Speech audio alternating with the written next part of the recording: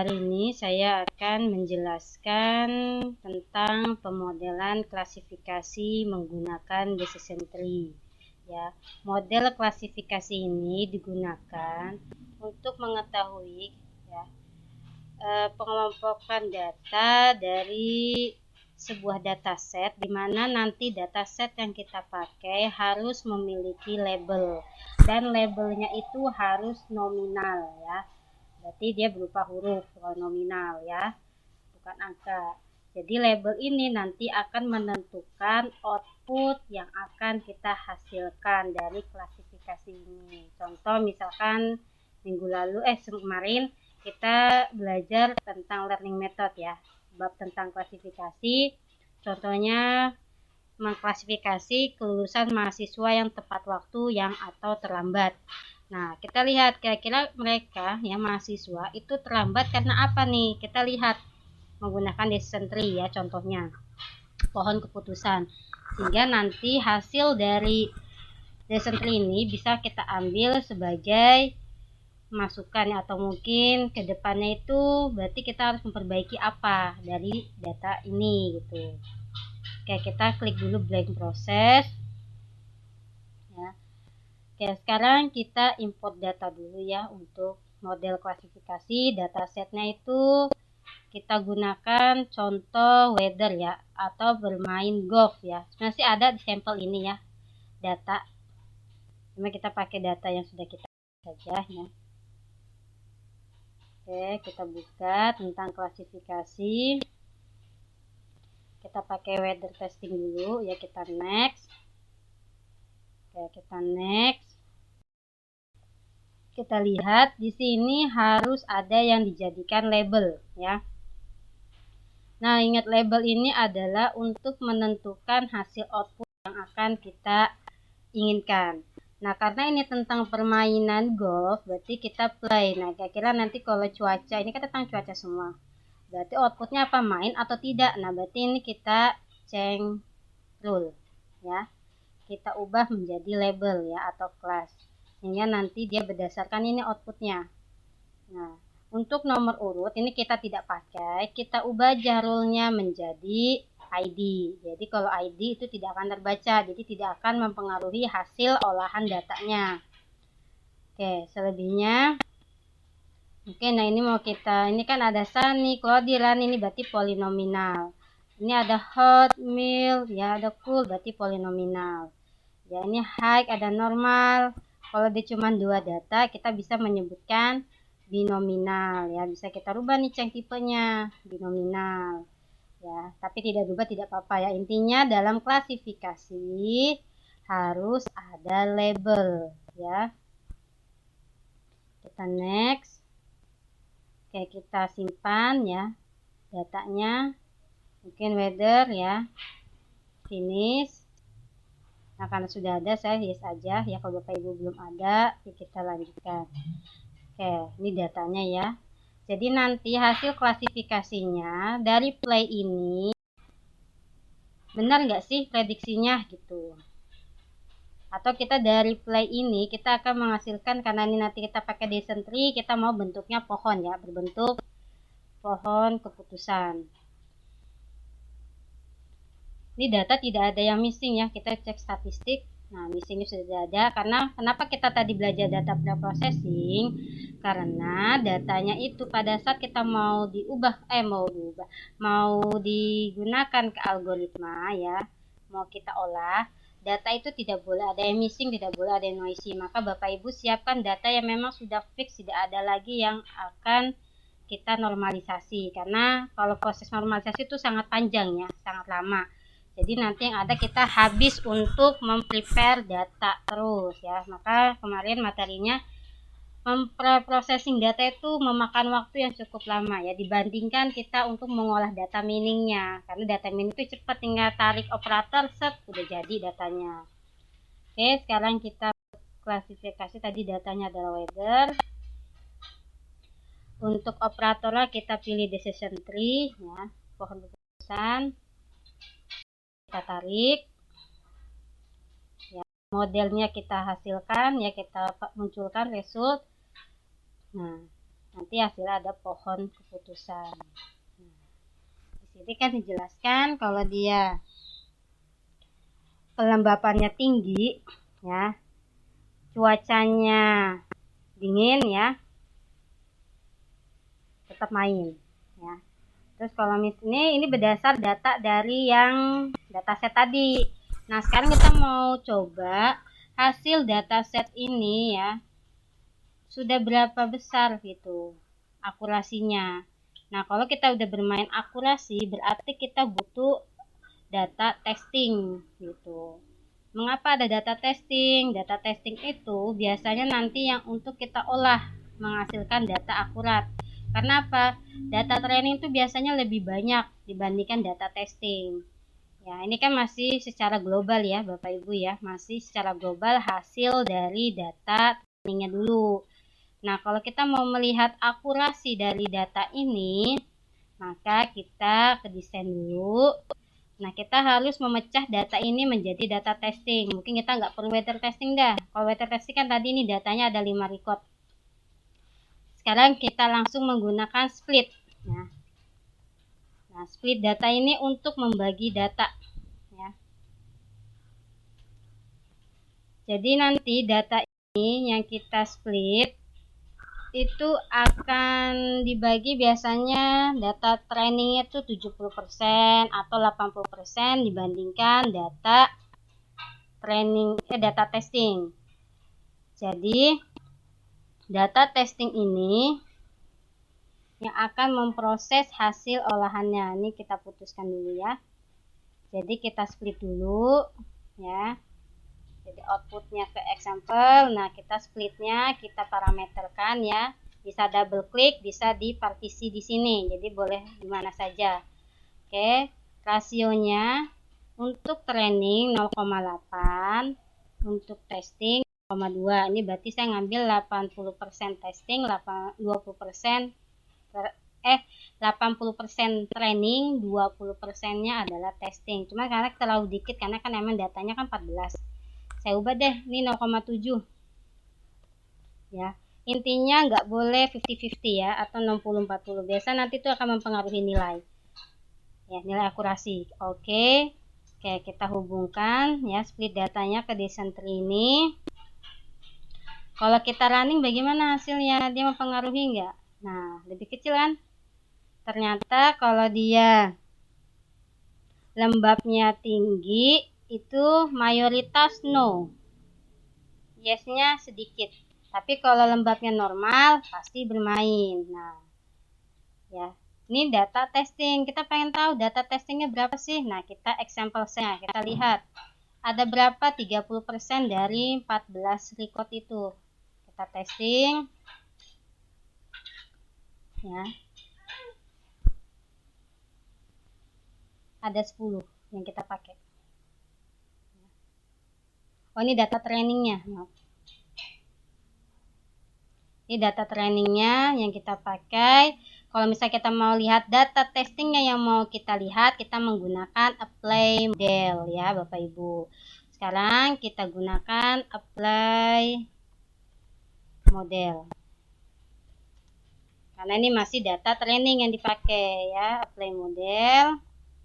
Nah, sekarang kita hubungkan ya data testingnya ke unlabeled ini ya, modelnya ke model ya. Kalau sudah ada apply model, nah ini biar terlihat, nah kayak gini aja, model ke model. Nah, sekarang kita hasilkan labelnya itu seperti apa ya, label datanya juga. Nah, ini data testingnya ternyata diambil ada 4. Nah, kita lihat di sini diprediksikan dengan menggunakan decision tree yang tadi awalnya yes, ternyata dia no, nggak boleh main prediksinya. Kenapa? Karena nilai confidence-nya ternyata dia untuk no itu 0,6. Ini dapat dari mana? Ini dari rumusnya ya, rumus dari decision tree. Maka kita kalau pakai RapidMiner atau mungkin apply software yang lainnya ya untuk mengolah data, kadang kita nggak mau pusing rumusnya, kadang kalau ngitung manual kadang udah puyeng duluan gitu. Nah, jadi di sini bisa kita lihat prediksinya. Berarti ada yang miss nih, ya, ada yang berbeda.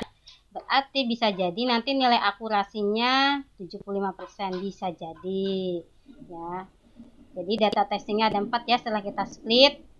Bagaimana kalau misalkan saya mau lihat modelnya, desentrinya, kita modelnya kita tarik. Ini kan desentri, berarti kan pohon. Jadi kita tarik nih bentuk pohonnya. Lebih singkat ya tadi. Nah, ya. Karena testingnya tadi cuma ada 4, berarti kan ini kemungkinan ini ada dua ya, dua data. Atau kita deskripsinya di sini, ya. Kalau dia lembabnya tinggi, ya, tidak main ya, no-nya 3, yes-nya 2. Tapi kalau dia lembabnya normal, ya, yes-nya 5. Berarti datanya memang dia hampir akurat ya, benar, walaupun ada miss 1. Sekarang saya mau lihat nilai akurasinya berapa persen sih ini, gitu. Berarti kita butuh performance ya, performance. Nah, performance ini banyak ya Bapak Ibu ya. Ada yang khusus klasifikasi, berarti ini hanya akurasi saja ya. Tapi bisa banyak pilihannya ya, ada tingkat errornya, kapanya, recallnya, rata-rata recall, rata-rata presisinya yang sudah dibahas oleh Bu Marisa. Oke ya, kita lab ketemu lab, ya, label ketemu. Performanya kita lihat berapa nilainya. Yes, maaf ya.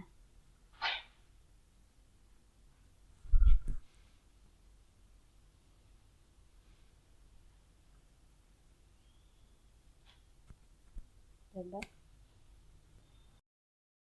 Oke, kan 70%. Karena Pak tadi kita sudah lihat ya datanya kalau dia itu tadi ada yang no. Seharusnya dia tuh main, tetapi pada saat diprediksi ternyata dia no seharusnya. Ya, itu jadi cara membaca klasifikasi. Nah, ini 75%. Sekarang kalau saya pakai knife bias bagaimana? Nah, berarti nanti ini tinggal kita ganti knife biasnya. Oke, sekarang kita simpan dulu ya biar tidak terlalu numpuk datanya ya. Kita proses ya, kita masukkan, mungkin ada contoh klasifikasinya ya, klasifikasi ya model. Jadi kalau kita punya folder ini jadi kan enak, latihan kelas 1 misalkan. Oke, jadi data preprocessing kita tuh lebih tertata rapi, jadi nanti kalau ada asosiasi, ada estimasi, kita punya subfoldernya gitu. Ya, itu cara membaca performan untuk model decision tree. Memang di sini decision tree ada beberapa kriteria ya, ada gain ratio, ada information gain, gain index. Tapi kalau data sedikit biasanya nggak berpengaruh ya. Ada apply pruning yang mungkin nggak mau di checklist atau apply pre-pruning yang nggak mau di checklist, tidak apa-apa. Oke, sekarang kita coba untuk gunakan Navi Bias ini decision tree-nya saya hapus dulu ya. Kita pakai metode knife bias misalkan. Nah, ini kita tarik ya modelnya, kita apply, kita running. Nah, ternyata akurasi 100%. Kenapa kita cek datanya ya, example set, apakah benar dia tidak ada yang miss ya. Nah, ternyata tidak ada yang miss nih confidence-nya. Kalau dia bermain, ya dia tetap prediksinya pasti bermain. Ya, kok bisa berbeda? Itulah rumus antara knife bias sama decision tree itu berbeda-beda ya cara untuk mengolah datanya. Sehingga kalau kita lihat ternyata akurasi paling mendekati ya, yang mungkin paling tinggi kita gunakan knife bias dibandingkan decision tree. Ya, itu cara untuk membaca dari hasil olahan decision tree ya Bapak Ibu. Oke, kita simpan dulu. Ini contoh yang kedua ya, latihan kelas 2-nya menggunakan knife bias. Oke, sekarang kita blank proses lagi ya. Misalkan Bapak Ibu itu waktu ngimpor data lupa label misalkan. Kenapa ya? Ini klasifikasi itu wajib ada label. Misalkan kita ambil data, bebas Bapak Ibu ya. Misalkan yang ada itu data, sebentar, klasifikasi sesuai data yang ada di dalam data ibu. Itu ada data mahasiswa, ada kredit. Mungkin biar nggak terlalu lemot, kita ke data mahasiswa ya. Kita next. Nah, data sampelnya cuma sedikit, 14. Ini datanya kurang lebih ada 380 ya. Di sini mungkin kita langsung aja next finish. Nah, nanti kita akan setting rule-nya ya Bapak Ibu ya. Kita next.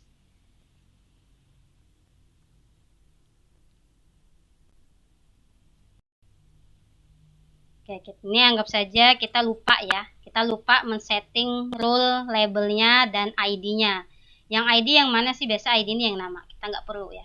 Kita hanya perlu data dari kriteria jenis kelamin, status, umur, status menikah, IP semester 1 sampai semester 8. Itu nanti akan mempengaruhi hasil dari apakah dia lulus tepat waktu atau terlambat. Ya, kita next. Kita masuk ke datanya ya, data set klasifikasi. Apakah sudah ada atau belum? Oke, belum ada ya, saya masuknya. Oke, ini datanya ya, tidak ada yang missing ya, karena kalau kita sudah bermain algoritma, itu jangan sampai datanya missing. Kalau missing gimana? Ternyata ada yang missing, ya kita replace missing value, entah mungkin replace atau menggunakan map ya. Dicek nih datanya. Jenis kelaminnya, oh benar, hanya laki-laki sama perempuan, gak ada yang noisy ya. Terus kalau pekerjaan, mahasiswa, ya ada mahasiswa ada bekerja, misalkan. Ada kan mahasiswa kan satu set dia bekerja atau tidak, atau yang memang nganggur. Oke, sekarang kita ke desain, kita tarik ya data mahasiswanya. Nah, karena tadi data ini belum kita setting rule-nya, karena wajib ya untuk klasifikasi, wajib ada label. Ya, label di sini itu untuk hasil outputnya ya, atau kelasnya nanti label ini apa kan. Kita untuk men-setting rule kita pakai set rule. Nah, ini ada set rule ya, kita tarik output setnya ya. Ini belum selesai ya, jangan asal set rule aja ya Bapak Ibu. Oke, sekarang set rule di sini kita pilih atributnya. Tadi atribut apa kalau misalkan dia yang mau dijadikan, atau double klik aja bisa ya. Oh, sini aja langsung edit list. Karena dia mungkin ada beberapa yang harus di ID kan, harus di labelkan, kita bisa lebih dari satu di sini aja. Tadi nama ini rule-nya adalah ID karena kita tidak mau tahu datanya siapa. Misalnya ya toh, kita tambah lagi, tadi labelnya adalah status kelulusan, dia lambat atau tidak, ini akan kita jadi label ya. Nih ya, ini ada kan. Jadi di sini kita akan melihat mana yang cocok untuk menjadi label ya. Oke, sekarang coba kita running. Maaf. Oh, parameternya yang labelnya dia minta ya, labelnya itu adalah status kelulusan. Maaf.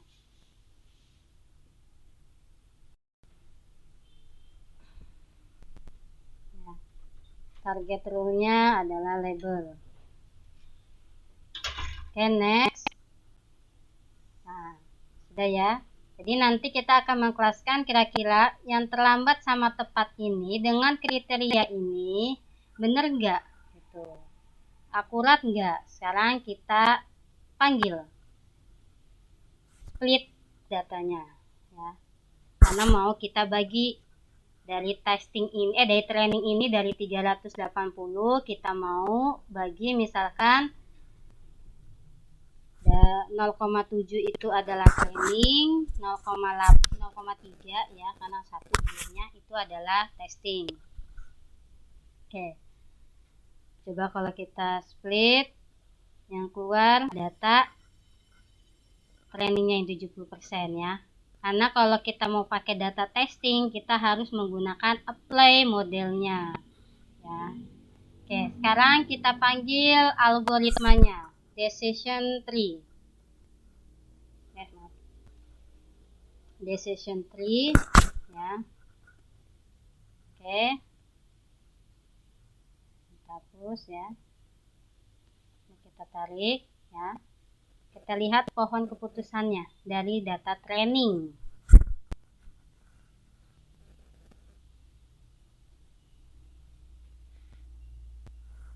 Oke ya. Ini saya kecilin aja dulu ya hasilnya. Nah, di sini bisa terlihat ya. Mungkin agak kecil ya hasilnya. Jadi, kalau yang mahasiswanya bekerja, rata-rata ini dia pasti terlambat. Lulus tepat waktu sedikit nih ya. Berapakah itu? Nah, yang terlambat ada 93, yang tepat itu ada 2 ya, sudah ada tuh. Rasionya 35%. Jadi mungkin yang dia tepat ya 35% itu. Lalu sini lihat IP-nya. Kalau dia semester 4-nya IP-nya lebih dari 2 ya. IP semester 5-nya lebih dari 2,3. Lalu IP semester 6-nya 3,3 lebih ya, maka dia tepat waktu. Nah, itu cara untuk membaca pohon keputusan. Ingat, untuk rule ya atau pola yang dihasilkan oleh algoritma itu ada 5 macam ya. Kemarin mungkin ada yang bentuk pohon keputusan, ada yang bentuk rumus, ada yang bentuk grafik dan sebagainya. Ya. Lalu kalau pengen baca deskripsinya, nah ini fungsi if-nya ya. Tinggal kita pahami tree-nya bagaimana ya. Jadi yang tepat ya, ada yang tepat 1, ada 6. Nah, ini nanti akan mempengaruhi ini. Ini sesuai data tadi yang sudah kita training dulu ya, karena ini masih training, kita belum ke testing. Testing itu harus menggunakan apply model. Ya. Apply modelnya kita panggil ya untuk memanggil si data testing. Jadi nanti kita data testing aja kebanyakan pusing ngelihatnya. Boleh ya, ke unlabel ya. Di sini modelnya ketemu model ya.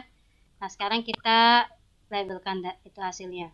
Kita lihat data dari si testing ya, 14 ya. Jadi 30% yang diambil dari 380, 30% 114 ini. Nah, di sini kita bisa lihat nih. Ya, kalau visualisasi mungkin agak pusing ya. Biasanya nanti kalau visualisasi lebih enak kalau clustering gitu ya, Bapak Ibu. Ya. Oke, kita fokus sekarang bagaimana kalau saya mau lihat hasil dari decision tree-nya. Nah, modelnya kita resource saja. Ya. Kita testing, ya kita running, ya hasilnya. Ya. Mirip ya, karena emang tadi sudah ada data testing, data training yang mau di decision tree. Ya. Lalu sekarang ini saya hapus saja, modelnya tidak perlu ya. Sekarang saya mau lihat ke tingkat akurasi dari data testing ini ya. Berarti kita butuh performance ya. Performance tadi kalau klasifikasi kan dia langsung akurasi aja, maupun kita bisa memilih di parameternya. Nah, kalau pengen ada 3 yang akurasi, presisi, recall, kita pakai performance yang sendiri ini ya, performance ini. Apa sih beda? Sama saja ya. Mungkin kalau yang ini dia lebih langsung 3 poin tadi ya, label ketemu label ya. Ini performanya ke result. Kita coba. Nah, nilai akurasinya 85,96% ya, 85,96%. Ini adalah tingkat akurasi dari data itu ya, yang mana tadi terlambat dan yang mungkin tepat waktu. Itu akan terlihat dari nilai akurasinya.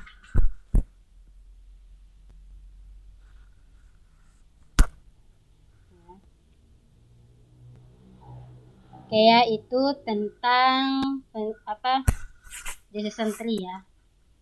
Ini ada presisinya 87,69%, recallnya ya, atau mungkin kelas tepatnya ya, positif kelas tepat waktunya, recallnya mungkin 87,69. Ini dapat dari mana? Dari rumus yang mungkin tadi Bu Marisa sudah menjelaskan ya Bapak Ibu, sudah dijelaskan oleh teman saya tadi. Bagaimana mencari akurasi, presisi, dan recall dari data yang ada. Ya, itu adalah contoh penggunaan decision tree ya. Tadi kita udah nambah baru menggunakan set rule, dimana kalau kita lupa untuk men-setting label. Ya, tapi kalau kita sudah ngatur label pada saat tadi import data, kita tidak perlu set rule lagi, cukup datanya. Oke, demikian hasil dari pengolahan data klasifikasi ya menggunakan algoritma decision tree. Ya. Oke, kita simpan dulu ya, save proses. Ya. Kita proses, kita simpan di klasifikasi ya, biar lebih enak. Ini lab kelas 2 misalkan. Oke, demikian ya penjelasan untuk tentang klasifikasi. Ya, mohon maaf jika ada kesalahan ya. Insya Allah nanti kita lanjutkan menggunakan cross validation ya. Ini kan menggunakan split pembagian datanya. Nanti kita akan lanjut lagi menggunakan cross validation di waktu besok ya. Saya tutup. Assalamualaikum warahmatullahi wabarakatuh.